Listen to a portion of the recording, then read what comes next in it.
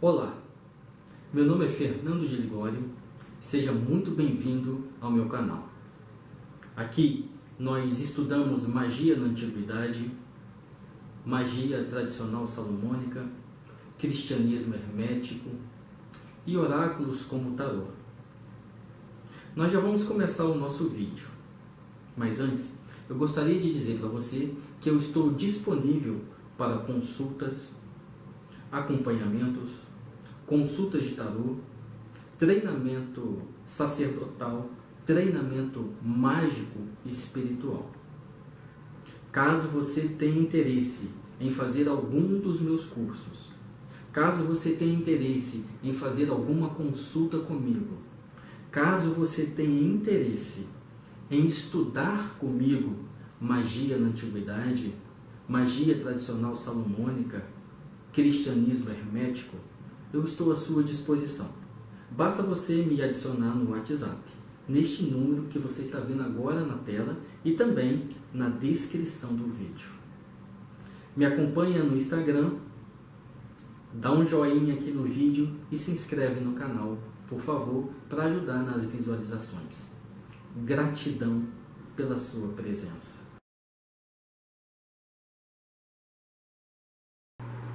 A magia sexual, ela depende do poder da sua mente. Certo. Então, entende-se que por que no Tantra se fala que o sexo é o fim do caminho? Por que em ordens que ensinam magia sexual, esses ensinamentos de magia sexual estão nos últimos graus? Por quê? Porque a prática da magia sexual, a utilização mágico-espiritual da energia sexual, ela depende exclusivamente do seu poder de mente e do seu controle fisiológico. Aí você passar por um amplo treinamento sexual, um amplo treinamento de controle de mente, um amplo treinamento de controle fisiológico para que você possa dominar o uso da energia sexual. Por exemplo, vamos fazer aí uma conexão entre os chakras e as partes da alma. O chakra Agnya, ele representa a parte superior da alma, a parte da alma intelectual. É por isso que no sistema de Kundalini Yoga, nós começamos primeiro treinando o Agnya Chakra. Por quê? É treinando o Agnya Chakra, é treinando a parte superior da alma, é que se coloca controle nos chakras inferiores, é que se coloca controle na parte inferior da alma. Quando você vai fazer magia sexual, você está utilizando o poder da sua alma animal, o poder dos seus chakras, Swadhisthana e Muladhara. Então, aí você tem que colocar, você tem que ter controle da sua alma animal. Então, o primeiro obstáculo a ser vencido, por exemplo, são os pensamentos luxuriosos que você utiliza como mecanismo para se excitar. Na prática de magia sexual não pode haver esse tipo de pensamento luxurioso. Na prática da magia sexual ocidental, na prática, vamos dizer, da magia sexual telêmica, alguns autores modernos, se baseando nos comportamentos do Crowley, eles dizem que os seus pensamentos sexuais servem de ingrediente para que você possa conquistar um entusiasmo energizado. Magia sexual, ela depende exclusivamente de psicologia, porque se você precisa dominar os teus pensamentos e projetar a sua vontade através do sêmen, então entende-se que tem que ter psicologia. Total. Certo? A magia entra somente no processo do coito e da utilização das secreções. mas o resto é só psicologia. Muito bom.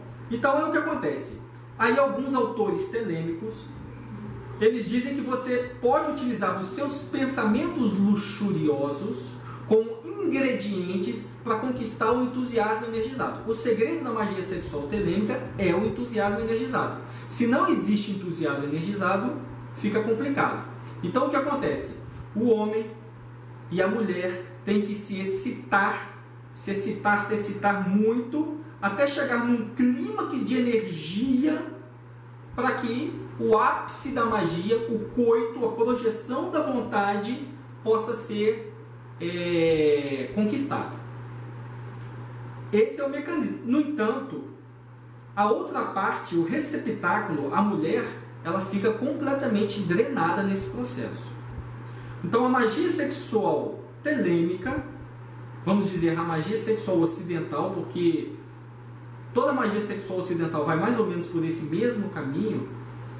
Ele depende que a mulher seja apenas um receptáculo e o homem precisa exaurir ela tem que entrar num estado quase cataléptico, abrir o inconsciente dela para que ele possa fecundar a vontade dele. Então assim, quando a gente começa a conversar sobre magia sexual, a gente tem que levar um monte de coisas em consideração. Primeiro é a aptidão. Você tem aptidão de domar a sua alma animal? Essa é a primeira... domar a sua alma animal. Então essa é a primeira coisa que você tem que pensar. Sim. Porque se você não tiver controle sobre a sua alma animal, como que você vai projetar a sua vontade? Porque você precisa de concentração. Na hora de você projetar a sua vontade, imagina uma fogueira em um ambiente sem vento.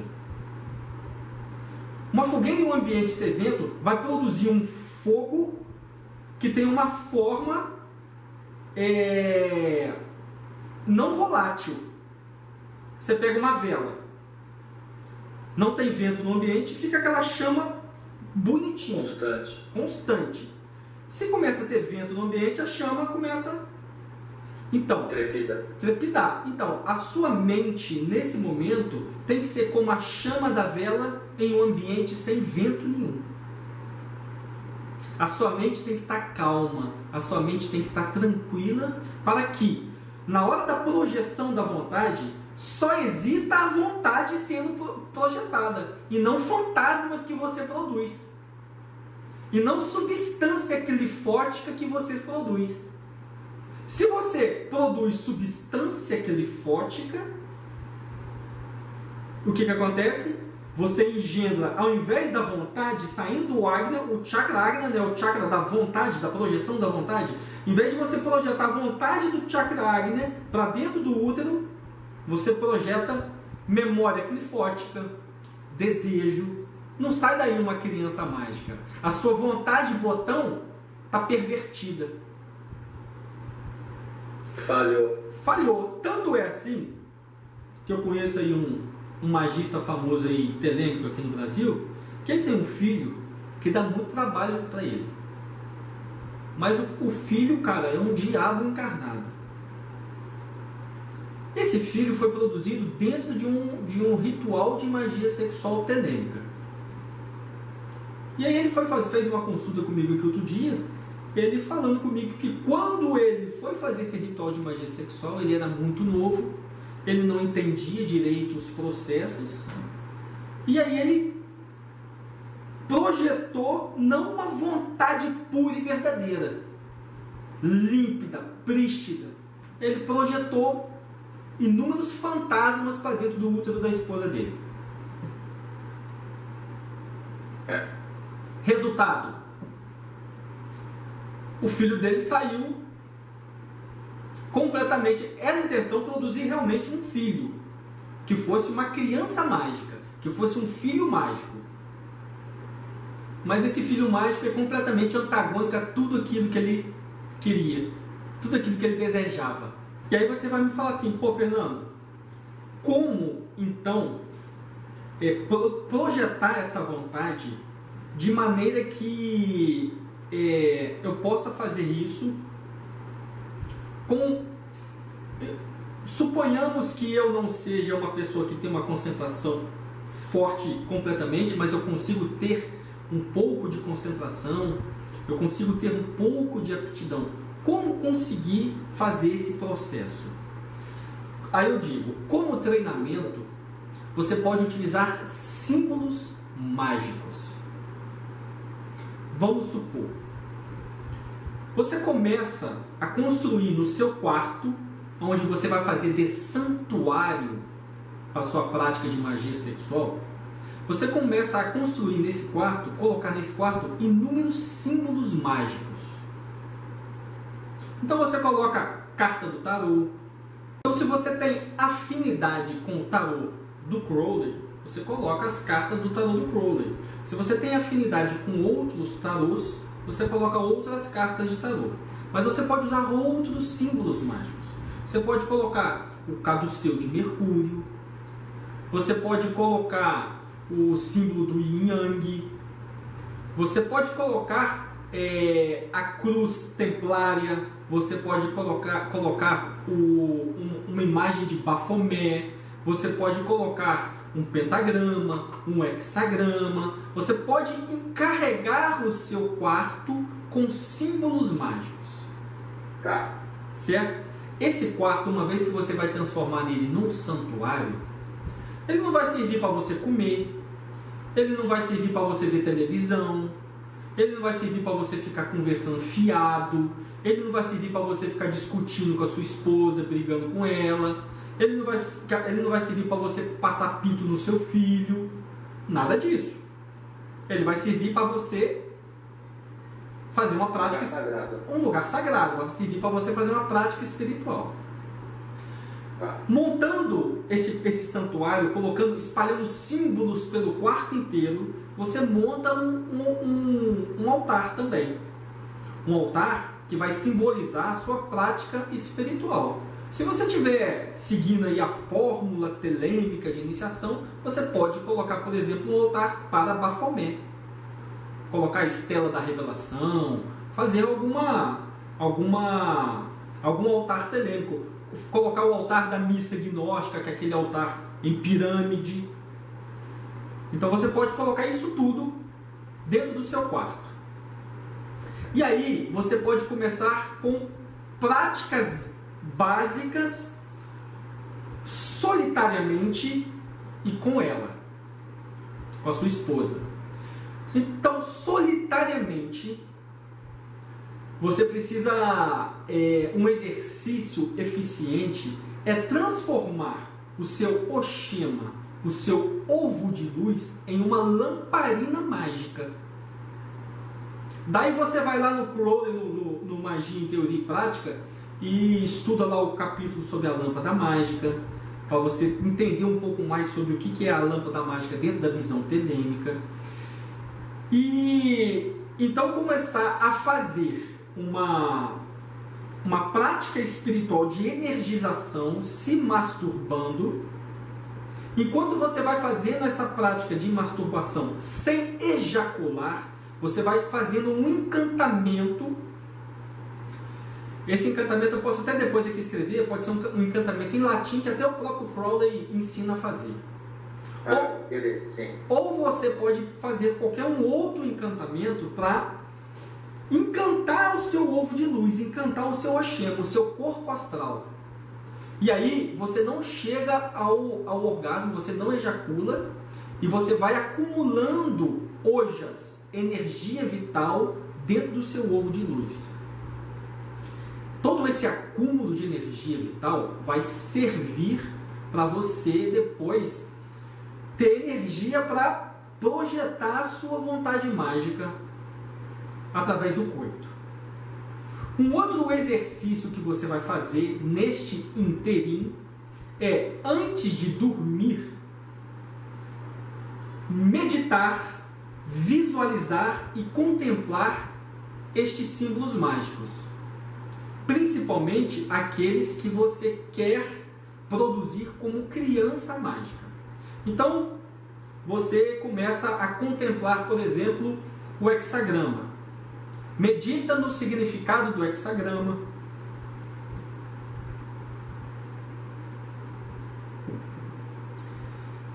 E uma vez que você contemplou por vários dias o hexagrama, e você visualizou, e você introjetou a forma do hexagrama, e você consegue manter na tela da sua mente o hexagrama, e aí você vai passar a treinar com a sua esposa. Então, a sua criança mágica vai ser o quê? O produto do significado daquele hexagrama.